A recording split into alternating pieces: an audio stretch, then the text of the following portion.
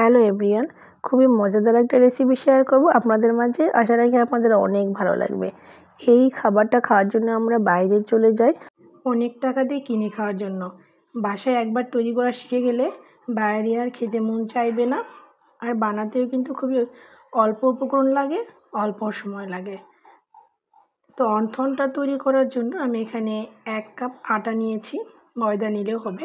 তারপর স্বাদ মতো লবণ আর পানি দিয়ে ময়ান করলাম, করে একটা নরম ডো তৈরি করলাম। এখন এই ডোটাকে সুন্দর করে হাত দিয়ে একটু মথে নিলাম। নেওয়ার পরে উপরে একটু আটা ছিটিয়ে দিলাম। এখন বড় একটা রুটি তৈরি করব।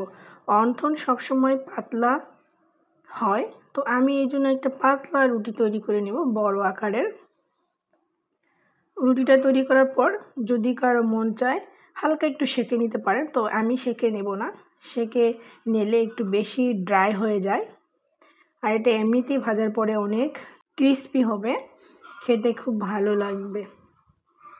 রুটিটা তৈরি করা হয়ে গেছে। আমি এর মধ্যে কেটে 4টা অন্থনের শীট তৈরি করে নেব, মানে 4টা টুকরা করব একটা রুটিতে। তারপরে এর মধ্যে আমি আগে থেকেই তৈরি করে রেখেছিলাম গরুর মাংসের পুর, বেশি করে পেঁয়াজ দিয়ে। সেই পুরটা আমি দিয়ে দিলাম। এখানে হচ্ছে মুরগির মাংসের পুর দিলে হবে।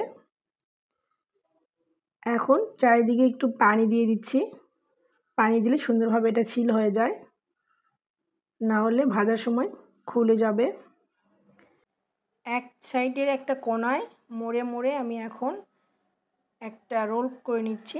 তারপরে 2 সাইড থেকে পানি দিয়ে সিল করে চেপে লেগে দিলাম। তৈরি হয়ে গেছে। আর দেখে বুঝে নিতে হবে এটা কিভাবে করতেছি। আরও একটা তৈরি করে দেখিয়ে দিই। পুরের মধ্যে একটা কোণা আমি চেপে চেপে রোল করে নিচ্ছি। তারপরে 2 সাইডের কোণা একসাথে সিল করে দিলাম। ব্যাস হয়ে গেল। খুব সুন্দর করে আমি সবগুলাই তৈরি করে নিয়েছি। এখন গরম তেলের মধ্যে এগুলো ভেজে নেব। তেলটাও গরম হয়ে গেছে। একটা একটা করে সবগুলোই এখন ভেজে নেব। তো এখানে 4টা মতো হয়েছে। 4টে আগে ভেজে নিই, পরবর্তীতে অন্যগুলো আবার ভেজে নেব। ডুবো তেলেই কিন্তু এগুলো ভাজতে হবে। এক সাইড ভাজা হয়ে গেলে অন্য সাইডে এভাবে বাদামি কালার করে ভেজে নেব। আমার পছন্দের কালার চলে এসেছে, আমি এভাবেই এটাকে তুলে নিব। আর বেশি ভাজলে এটা খুবই শক্ত হয়ে যাবে। কালারটা অনেক সুন্দর হয়েছে। তো সবগুলোই আমার ভাজা হয়ে গেছে।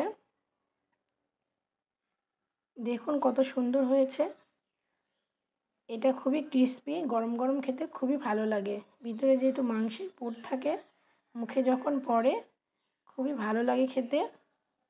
আপনারাও কিন্তু তৈরি করে সকাল বা সন্ধ্যার সময় টিফিনে নাস্তা হিসেবে দিতে পারেন।